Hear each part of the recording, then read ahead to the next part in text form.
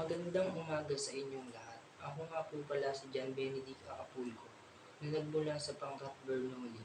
Narito ako ngayon upang talakayin ang ika-17 kabanata sa El Filibusterismo na ang pinamagatang ang Perya sa Quiapo. Halina't talakayin natin ang buod nito.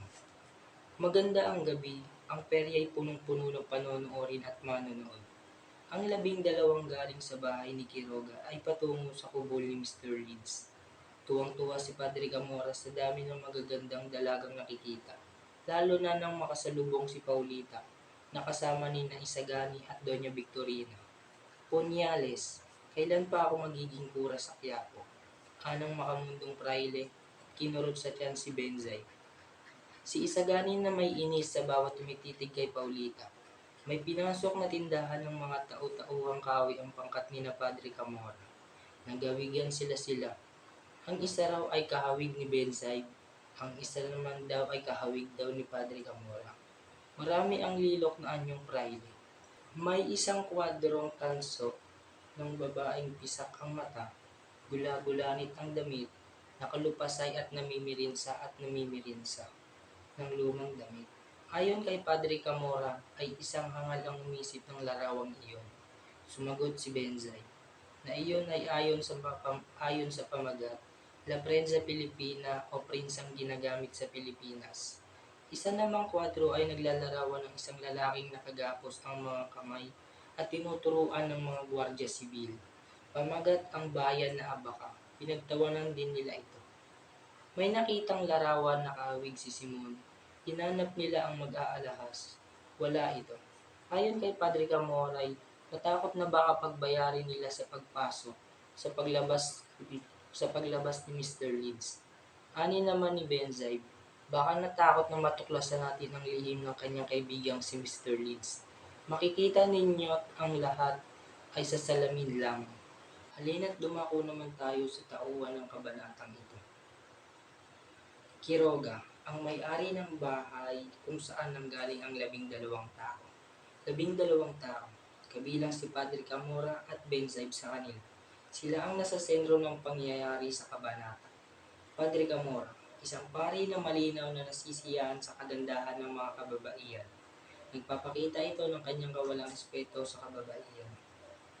Paulita Gomez, isang dalagang hindi maitatangging maganda na nakakuha ng pansin ni Padre Camora.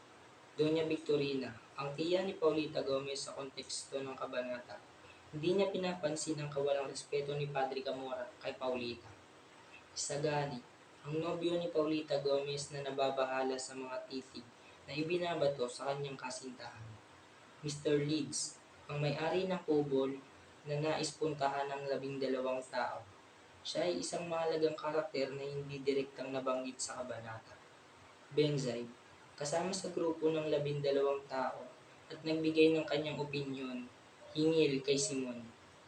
Halina't dumako naman tayo sa talasalitaan ng kabanatang ito.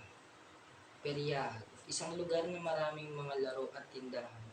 Kubol, isang maliit na tahanan o silungan. Tiya, tawag sa ate o kapatid ng iyong ina o ama. Nobyo, kasintahan o katipan. Estatwa, isang obra maestra na ginawa mula sa kahoy, bato, metal at iba pa. Alahas, mga kagamitang ginto, pilak at iba pa na isinusuot para sa kagandahan. Singilin, hingan ng bayan. Lihim, isang bagay na hindi alam ng iba o sekreto. Liwasan, parke o plaza. Mabunggo, maumpog o mabangga. Namimirinsa, namamalansa. Prinsa, lansang bilog, na ang ginagamit na painit ay uling o kahoy. At halina't dumako naman tayo sa simbolismo ng kabanata nito. Peryahan o perya ay hindi isang tindahan ng mga laruan o pabaril na tulad ng kasalukuyang gamit ng taguring ito. Ito ay fair o mga kubol ng siko, mahika o magic, mga tindahan ng laruan, paninda at iba pa. Ito din ay maliwanag at maingay ang kapaligiran. Makulay at napakarami ang dumadalo dito. La Prensa Pilipina, prinsang ginagamit sa Pilipinas. Babae na pisak ang isang mata, gula-gulanit ang damit, namimirinsa ng lumang damit, at nakahandusay sa sahig. Ang pisak na mata ay nangangahulog ang hindi makatotohanang balita. Ang sira-sirang damit ay sumisimbolo sa pagkarumi ng sistema ng pagbabalita sa bansa. At pangatlo, ang bayan ng Abaca. Isang lalaking nakagapos ang mga kamay habang tinuturuan ng mga gwardya sibil. Inilalarawan dito na ang Pilipinas ay bayan ng Abaca, na ang karaniwang gamit ay panggapos sa mga dinarakip ng mga gwardya sibil. At halina't dumako naman tayo sa aral ng kabanatang ito. Mga aral, mensahe at implikasyon sa El Filibusterismo, Kabanata 17. Narito ang mga aral at mahalagang kaisipan na maaaring mapulot sa Kabanata 17 ng El Filibusterismo. Ang kabanatang ito ay nagpapakita ng paghahangad sa pansin at pagpapahalaga sa pisikal na anyo.